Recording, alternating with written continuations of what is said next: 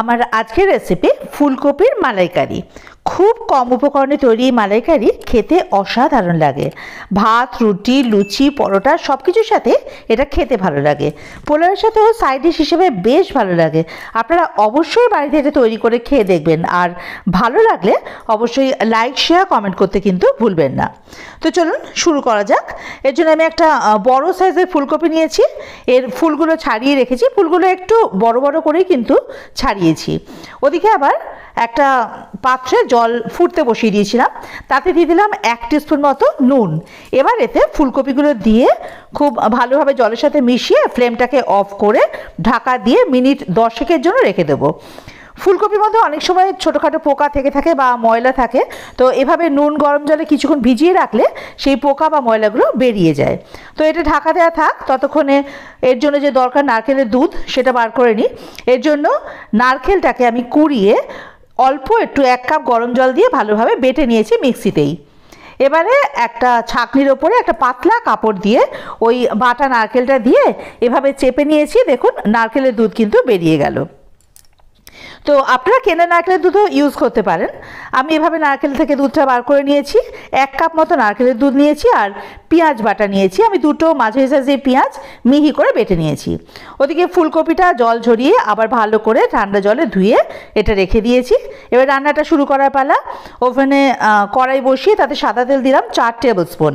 তেলটা হালকা গরম হলে এতে দিয়ে দিলাম 1 টিস্পুন নুন আর হাফ টিস্পুন হলুদ। এবারে এটাকে ভালো করে তেলের সাথে মিশিয়ে দেবো। মেশাতে মেশাতে তেলটা গরম হয়ে যাবে।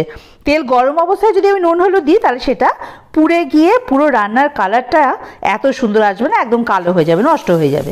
যাই হোক, তেলটা গরম হয়ে গেছে। এবার এতে আমি ওই কেটে রাখা ফুলকপিগুলো দিয়ে দিলাম। এবারে এটা খুব ভালো করে ভেজে নেব। ভালো করে বলতে ডিপ লাল করে ভাজবো না, খুব হালকা ভাজা হবে। শুধু ফুলকপির গায়ে যেন সুন্দর কালারটা আসে, প্রত্যেকটা কপির গায়ে। এভাবে করে এটা নেড়ে ছেড়ে একটু ভেজে নিতে হবে। এই ফুলকপিটা ভাজতে আমার মিনিট 4 সময় লেগেছে। দেখুন ভাজা হয়ে গেছে ফুলকপিটা। এর চেয়ে বেশি কিন্তু ভাজা হবে না, জাস্ট এই হালকা কালারটা আসবে, ব্যাস এইটুকুই। এবার এটাকে একটা আলাদা পাত্রে আমরা তুলে নেব।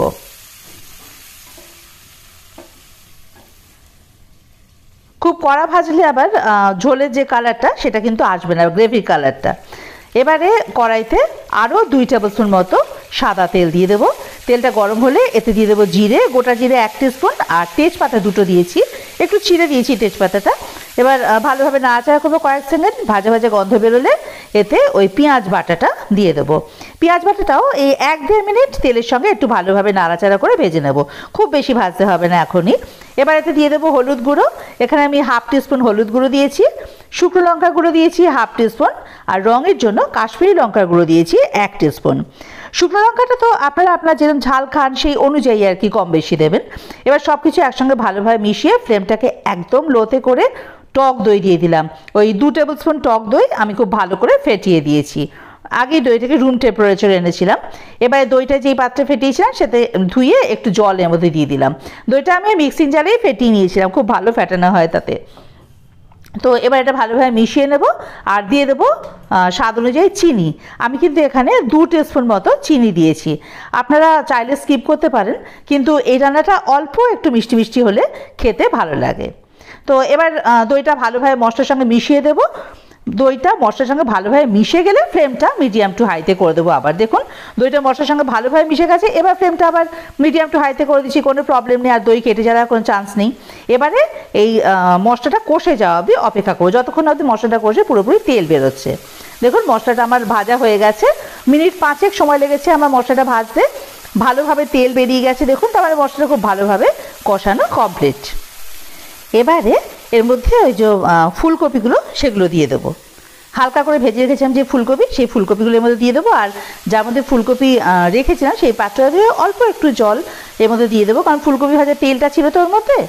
এবার দিয়ে দেবো পরিমাণ মতো নুন।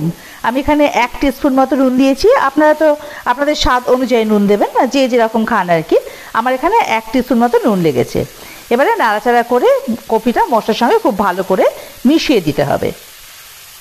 এর মধ্যে দিয়ে দেবো অল্প একটু জল, সামান্য জল, যাতে মশলাটা খুব ভালোভাবে এই ফুলকপির সাথে মিশে যায় আর কি। তো ধরুন হাফ কাপ থেকেও কম অল্প একটু জল এর মধ্যে দিয়ে দেবো। এবার সব কিছু একসঙ্গে ভালোভাবে নেড়ে চেড়ে মিশিয়ে নেব।